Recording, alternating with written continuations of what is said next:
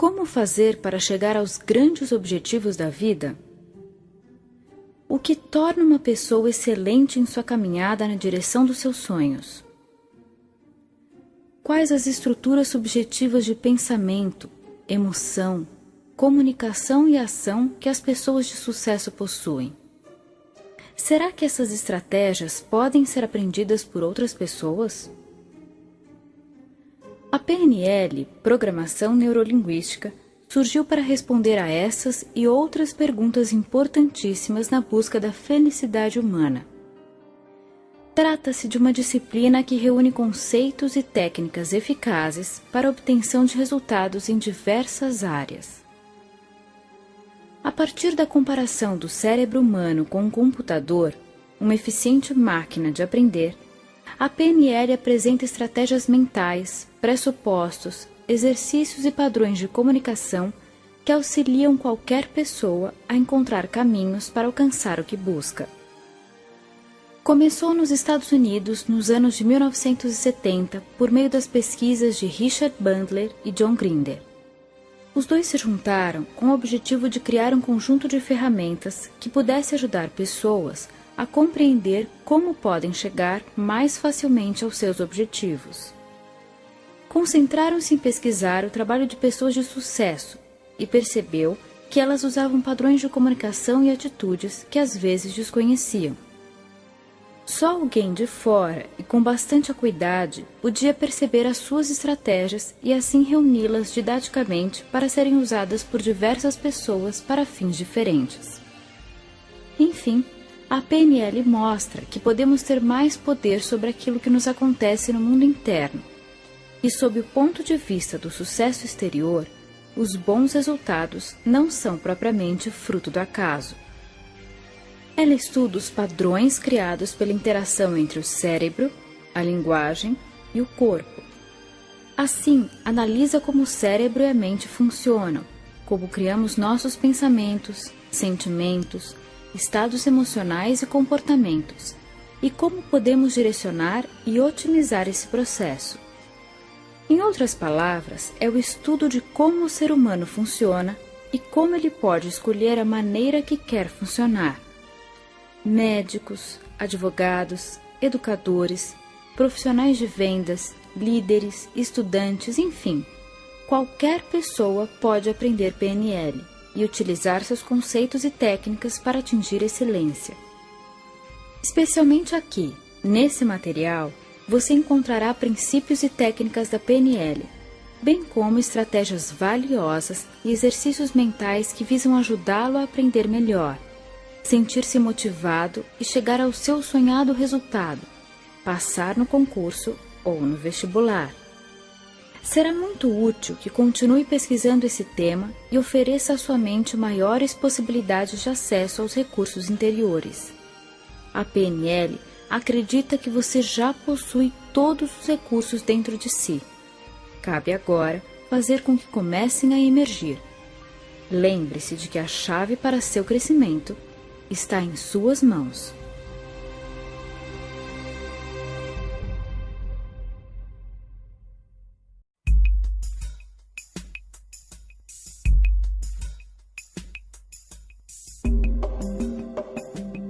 O seu cérebro é uma máquina de aprender e de criar.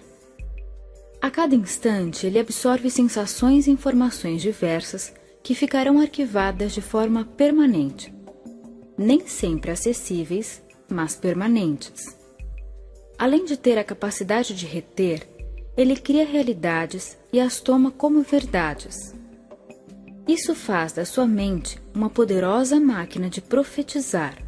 Sim, o seu cérebro pode construir realidades e não distingue o que é a imaginação e o que é a realidade concreta. Vamos vivenciar um exemplo. Que tal agora relaxar um pouco? Procure um lugar tranquilo e confortável para sentar-se. Comece a respirar lenta e profundamente. Você pode agora imaginar-se caminhando até a geladeira da sua casa. Isso, pode ir caminhando até encontrar a geladeira. Observe como ela é, seu formato, a sua cor. Escolha uma das mãos, à direita ou à esquerda, e abra a geladeira. Sinta o ar frio saindo de dentro dela. Lá dentro você pode ver muitas coisas guardadas, alimentos, bebidas. Escolha um limão. Isso mesmo, procure um limão que está aí dentro. Tire-o da geladeira e leve-o para a pia. Pode cortá-lo com atenção e cuidado em 2 bandas. Escolha uma das bandas e leve até as narinas, aspirando seu perfume. Agora, deixe que algumas gotas do sumo do limão pinguem em sua língua e saboreie. Passe algum tempo, alguns segundos a mais, sentindo o sabor desse limão. Perceba como fica a sua boca, a sua língua, como você reage ao sentir o sabor do limão em sua boca. Isso mesmo. Ok.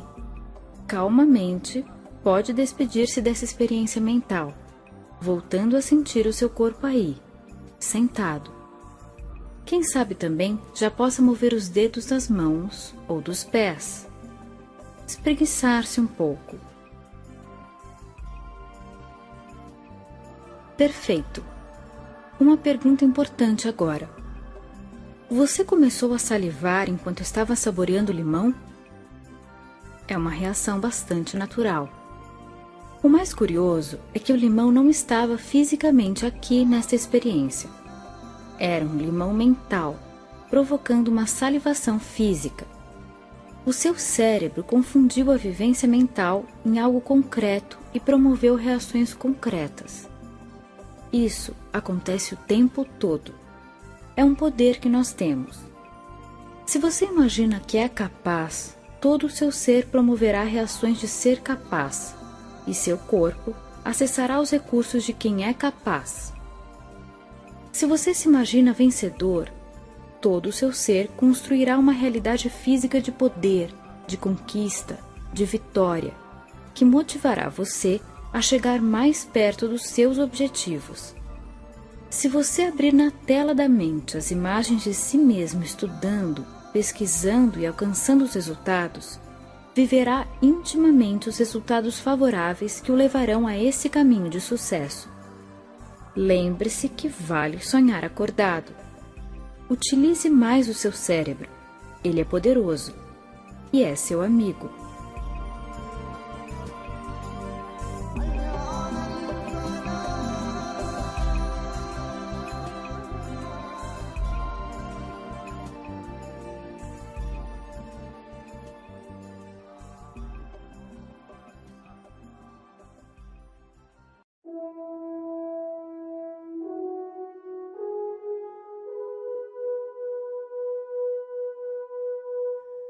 Qual o seu estilo?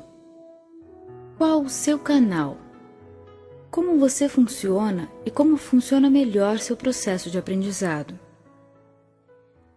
Essas são perguntas básicas para quem está numa caminhada em direção à aprovação em algum concurso ou no próprio vestibular. Cada um de nós possui uma espécie de canal mais forte, dominante, e assim, quando você sabe qual é o seu canal ou sistema mais forte, pode usá-lo a seu favor. Existem 3 sistemas ou canais a partir dos estudos da programação neurolinguística: o visual, o auditivo e o sinestésico. Quem tem o canal visual como preferencial ou dominante, normalmente se sentirá mais familiarizado com o aprendizado que vem através dos olhos, da visão externa ou interna. Explicando melhor, as imagens, a organização, as ideias bem ilustradas terão uma maior força no processo. Para você que tem esse canal como mais forte, é bastante recomendável a utilização de esquemas ilustrados, tabelas, fluxogramas, fotos, gráficos, textos sublinhados em cores diversas, bem como frases e fórmulas escritas e espalhadas em pequenos cartazes no seu quarto. Provavelmente se sentirá mais atraído para uma aula cujo professor use filmes, projeções bonitas e material visualmente atraente. Acostume-se a construir imagens mentalmente, associando-as aos temas estudados. Excesso de estímulos visuais além daquilo que está sendo estudado, como por exemplo uma TV ligada, pode perturbar a sua concentração. Para o aprendiz auditivo, como o próprio termo diz, será mais fácil reter os conteúdos e se sentir motivado quando a forma for estimulante sob o ponto de vista do que se escuta. Ideias que ajudam muito aqueles que têm esse canal dominante: gravar as aulas para poder ouvi-las depois, estudar em grupo e pedir que o colega faça perguntas para que possa respondê-las, conversar sobre os temas, estudar em voz alta, ouvir canções que tenham a ver com o conteúdo, compor músicas e paródias com os assuntos para recordar mais facilmente depois. Uma outra dica bem interessante é gravar resumos e ouvir antes de dormir e na hora em que acorda, pois assim aproveita-se o estado maior de relaxamento da mente. Lembre-se de que crianças bem pequenas aprendem jingles de propaganda e algumas músicas por ouvirem na TV repetidas vezes em momentos de relaxamento. Ruídos de fundo, músicas em volume alto e gente conversando podem trazer dificuldade para o estudo do aprendiz auditivo. O sinestésico, por sua vez, aprenderá mais facilmente através do corpo e das emoções. Associamos nesse grupo didaticamente os sentidos do tato, do olfato e do paladar, bem como as emoções e as sensações de movimento. Portanto, o aprendiz sinestésico é alguém que terá facilidade maior em aprender através de jogos criativos, atividades dinâmicas e práticas que despertem emoções. Até o ato de tomar notas durante as aulas pode ser útil, não propriamente pelo fato de ler o que está escrevendo, mas pelo movimento da mão. Em estudos de grupo, criar brincadeiras e jogos de fixação e aprendizado trará excelentes resultados. Se o aprendiz desse canal estiver com impossibilidade de mover-se ou de gesticular, isso pode interferir negativamente no seu processo de estudo. Portanto, descobrir qual o seu sistema preferencial e assumir um tipo de aprendizado mais adequado, com estratégias eficazes, fará diferença na sua busca por sucesso nos concursos ou no vestibular. É importante lembrar que nem sempre o seu professor terá o mesmo canal dominante que você. Seria ótimo se ele tivesse o mesmo sistema que você e se comunicasse exatamente da forma como você prefere, mas isso é sorte. Nem sempre acontecerá. Aliás, os educadores excelentes são justamente aqueles que conseguem atingir a todos os sistemas, usando estratégias que tornam fácil o aprendizado pelos 3 tipos. Portanto, faça a sua parte ajudando a si mesmo, buscando na sua forma de estudar e de estar em sala de aula, atender e respeitar o seu jeito próprio de captar e de reter informações. Ainda, lembre que possuímos os 3 canais. Mesmo não sendo obrigatoriamente vinculada ao nosso canal dominante, alguma estratégia apresentada aqui, como sendo de outro sistema, pode ser útil em nosso jeito de estudar e de aprender. Sinta-se livre para usar e abusar de todos os recursos possíveis.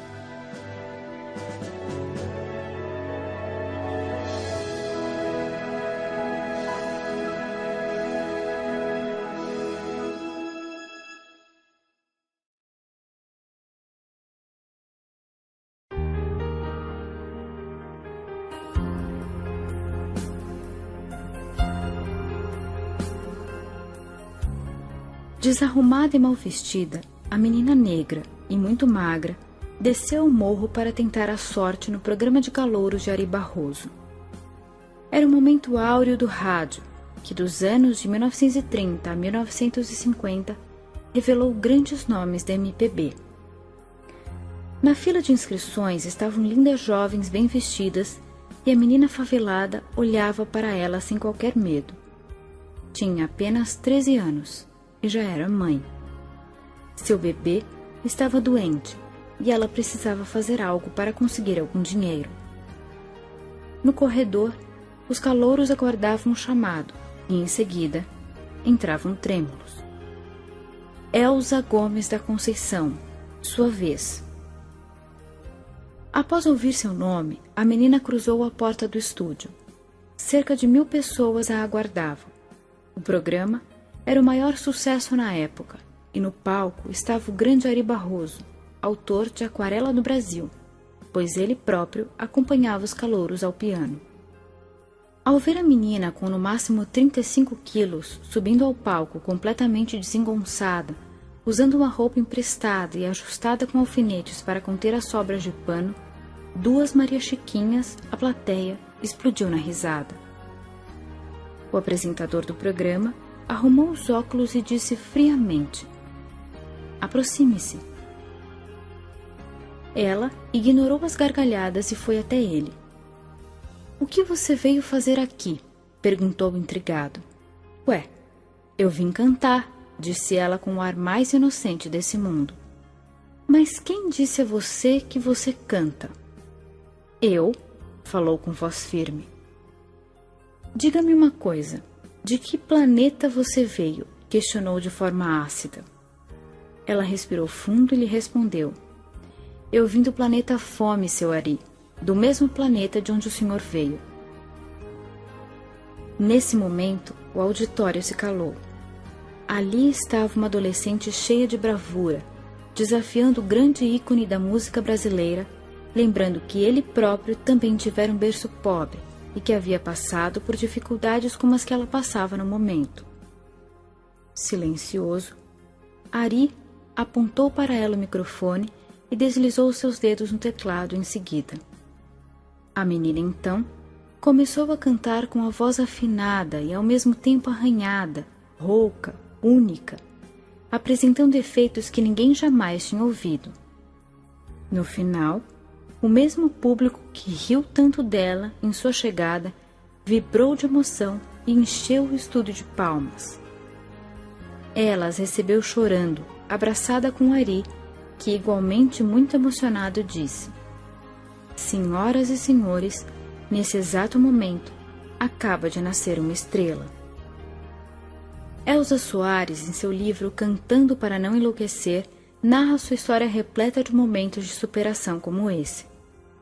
Podemos nos perguntar: o que faz alguém como ela chegar à vitória, vencendo obstáculos tidos como intransponíveis, atravessando oceanos de dificuldades?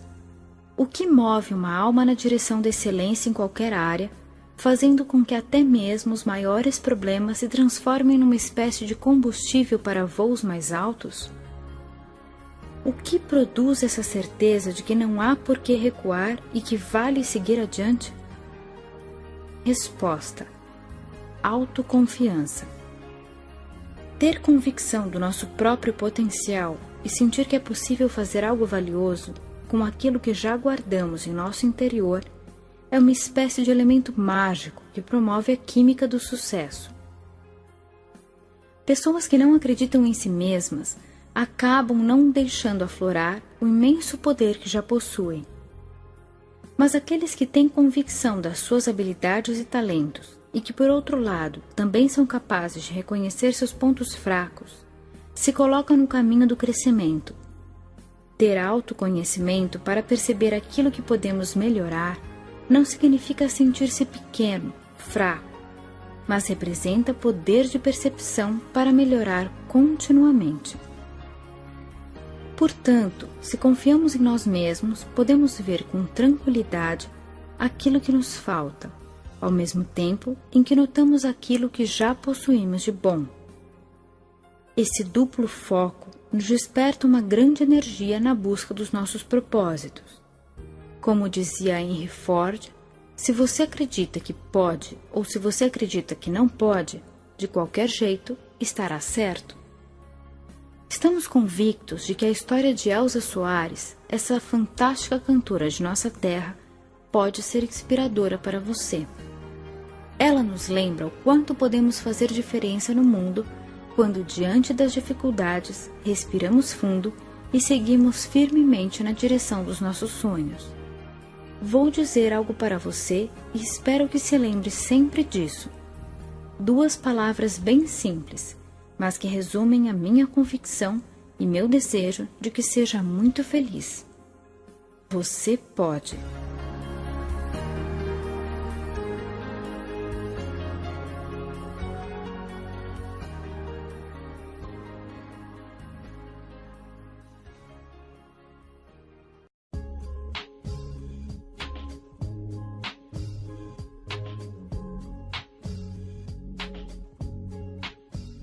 Você não é de ferro.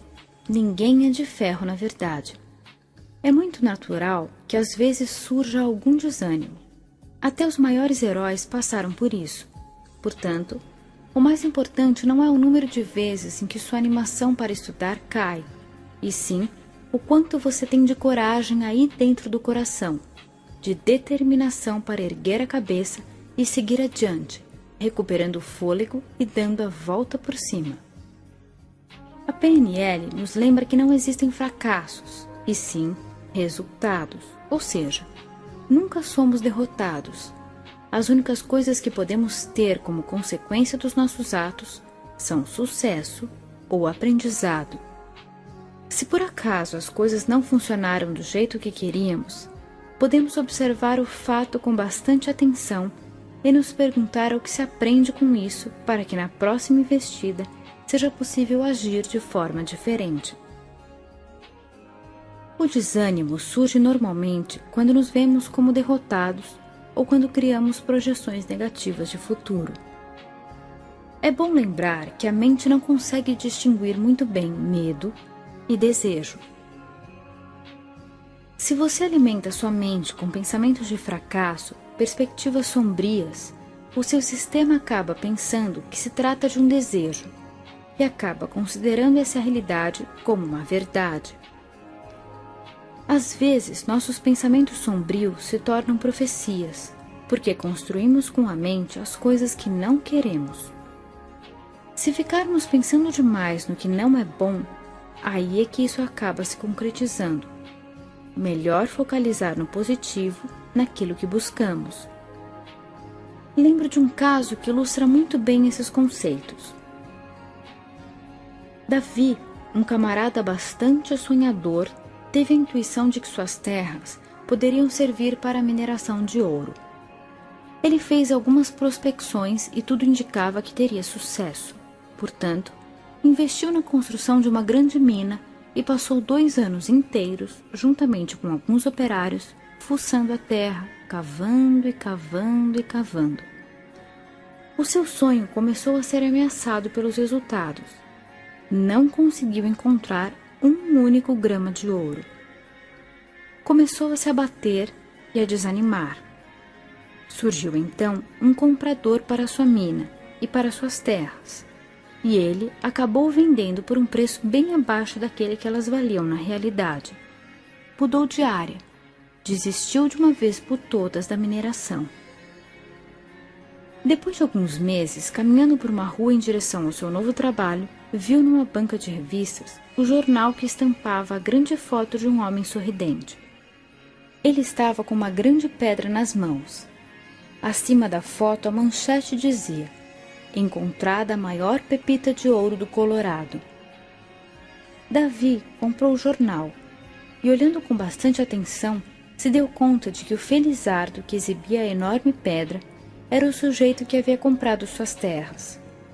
Na reportagem ele dizia: se o antigo dono das terras tivesse cavado 1 metro a mais, ele próprio teria achado essa grande pepita. Com as mãos trêmulas, suando muito, o nosso amigo ficou ali parado por alguns minutos. A frase ecoava em sua mente e ele pensava: se eu tivesse cavado 1 metro a mais, 1 metro apenas. Naquele momento, Davi tinha 2 alternativas. 1. Sentir-se um fracassado, amaldiçoar-se, desanimar, lamentar e ficar muito triste. 2. a aprender algo importante com o acontecimento. Como era um homem inteligente, optou pela segunda alternativa. O que posso tirar de positivo desse episódio na minha vida? Qual a preciosa lição que ela me traz? E com essas perguntas em mente, percebeu que era muito simples. Diante das situações da vida, em vez de desanimar, aprender algo novo e cavar sempre um metro a mais é a escolha mais sábia. Se é importante estudar, estude um pouco mais. Se é importante trabalhar, trabalhe um pouco mais. Se é importante dedicar-se, dedique-se um pouco mais. Na busca dos nossos objetivos, se há de verdade um sonho adiante que vale muito para você, ele merece que você dê um pouco mais de si. Ao invés de pensar no quanto custa, pense no quanto vale. A vida premia todo aquele que consegue transformar seus tropeços em impulsos para chegar mais à frente. Agora, nesse momento, lembre-se do quanto você já é vitorioso por poder estar onde está e do quanto já foi capaz de se erguer em momentos difíceis. Dentro de você habita um gigante que é capaz de triunfar sobre o desânimo. Acredite sempre na sua força interior e caminhe para frente.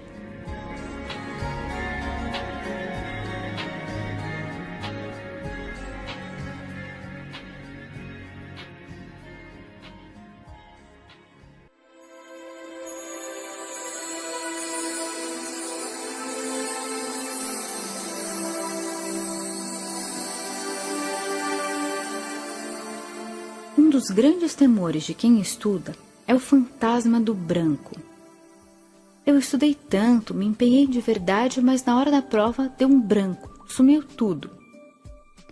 De repente olhava para as questões e as respostas simplesmente não apareciam. Eu sabia que sabia, mas não vinha nada à mente.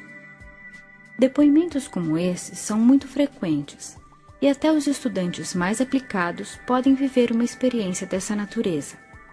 O branco é um congelamento, uma espécie de travamento do sistema nervoso simpático que ocorre em situações de grande estresse, e se não for bem administrado, pode ocasionar um desespero que prejudica o bom êxito do vestibulando.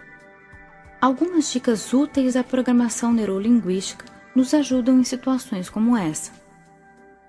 E quem disse que isso é o branco? Uma sensação de leve insegurança é bastante normal nos momentos em que estamos submetidos a estresse. Se nessas horas dizemos para nós mesmos: "Meu Deus, é o branco, deu branco", podemos nos apavorar ainda mais. Quando vierem sensações de insegurança, simplesmente podemos pensar: "Isso é natural, daqui a pouco passará. Vou relaxar e me ajudar a lidar bem com isso." Ele chegou. E agora? Bem, de fato, as ideias desapareceram da mente e está difícil acessar as memórias. O que podemos fazer? Primeiro, mudar a comunicação interna. Em vez de "não vou conseguir", "não tem jeito" e outras frases desanimadoras, podemos dizer para nós mesmos: "sei o assunto e daqui a instantes ficarei bem."